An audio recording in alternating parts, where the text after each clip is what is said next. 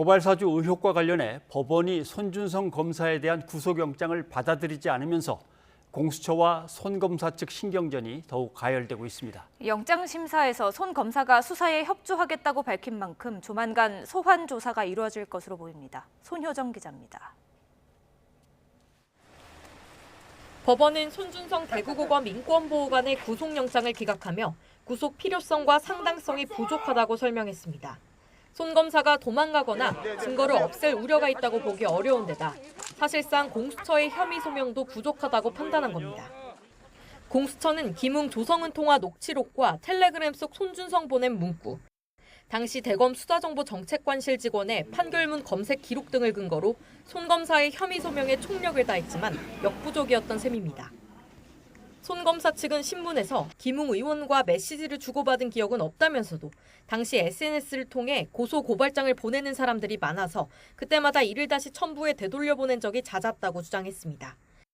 본인과 무관한 고발장이 얼마든지 손준성 보냄으로 표시될 수 있다는 전략으로 맞선 건데 고발장 작성자도 특정하지 못한 공수처는 이를 논리적으로 반박하지 못한 것으로 전해졌습니다.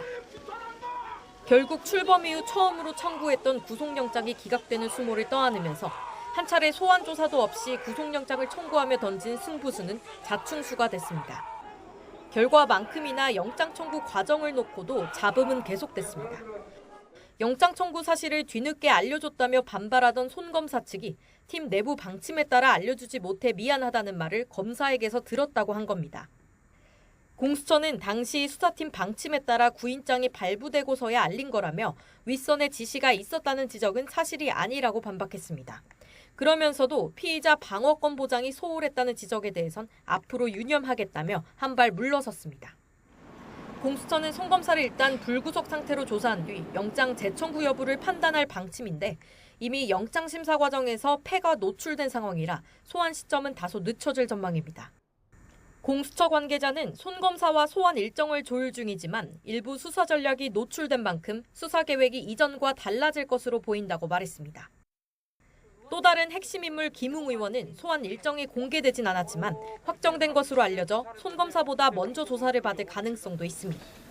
손준성 검사 영장 기각으로 수사 전략 수정과 증거 보강이 시급한 상황이어서 다음 달 초 야당 대선 후보 경선 전까지 수사를 마무리하겠다는 공수처 계획도 사실상 불가능해졌습니다. YTN 손효정입니다.